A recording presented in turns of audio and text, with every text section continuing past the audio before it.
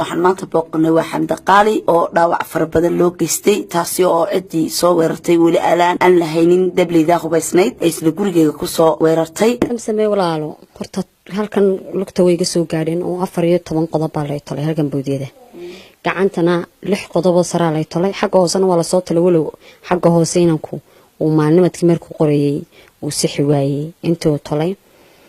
dadkaas walaal horta dad ugu talagalay bay ahayn ku dhayga jiraan dad ilaa iyo gaarigaygii guriga dhex yeelay waa la furfuray oo ruqunta la furay oo boolka laga saaray sidii ku dhacday shilkan ku dhacay hadii aan kaaga sheekeeyana anigoo filin daawanayo guriga dhex fadhina 3 hablood baan guriga ku joognay cid kale nalama joogin ayaaba aan inan ku dhigto orod ii soo qaadka qaado tabyar oo siyan guriga ku ridano inantii dibadda u baxday albaabka dhaxay furtay waxay aragtay albaabka dibadda furan dib u soo cartaan Xamda albaabkeenu furan yahay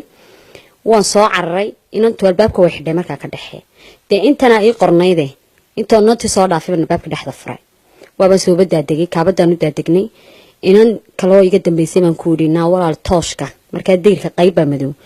naa walaal tooshka moobilkayga soo shidban ku yiri moobilkii soo qaaday way shiday way soo dabay istaagtay waxaan arkay albaabkii furan waxaan naa walaal tolo ma guriga la inoogu jira way naga jabnay namarayna guriga la inoogu jira deetana wadana waan dhaqaaqnaa ma gaariga wala furfurtay gaariga waan soo qabtay san hadaal albaabka maxaa furay inan jaarko markaa naga baxday habeen tolo ma sahara dhaaftay niyoomay waalatay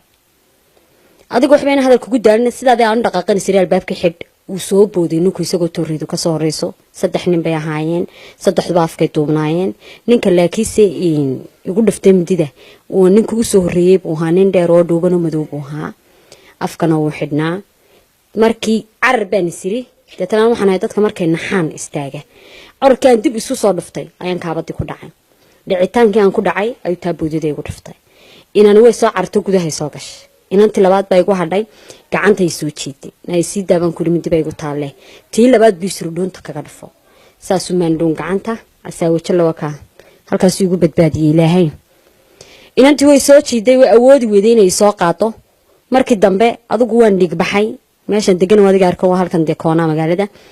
waan habli waqayliyeen qayla la isku daray nin bay soo dul istaagay ugu horeeyay noo soo galay ala wala dhigay xid ninkii nin garan sibiliyo xidhnaanin casbuha ninkii juuqya jaaqtoona waan ka waayo dul taagnaa wii eegay ninkii markuu intuu arkay dadkii soo yaacay markuu arkay uu baxay bixitaanku baxay laba dumar inan iyo inan kale waashman horteeda kaaba soo galay gaarigayga furiisa xataana tilmaamay wali man miir doorsan markaa laakiinse waa la igu qaadi kari waayay gaarigii dad inan baa la igu yeedhay inankiiba gaariga kaxay isla markiiba taayirkiiba booday ruquntiba baxday taayirada kalena boolasha la dabciyay alxamdulillah rabbil caalamiin adigu dhakhtarkii la gaarsiiyay wadada inta taxi la iga qabtay saldhiga la geeyay waxa la jaray feestadii dhakhtarkii weynaaba la geeyay waa la tolay imaka way tolan tahay dawladda iyo hogaamiyayaasha amniga waxaan ka codsanay inay gacan ku dhiglayaasha ay gacanta ku soo dhigaan waa talaabadii u horeysay imika qaadeen laakiinse hadhow tolo dadweynaha ayaabay waxyeelayaan waana wax sii socon doonto dib u soo afgaahayn haddii aan maanta talaabo laga qaadin oo wax laga qaban si aad ugu xidhnaato taabo subscribe iyo kambanada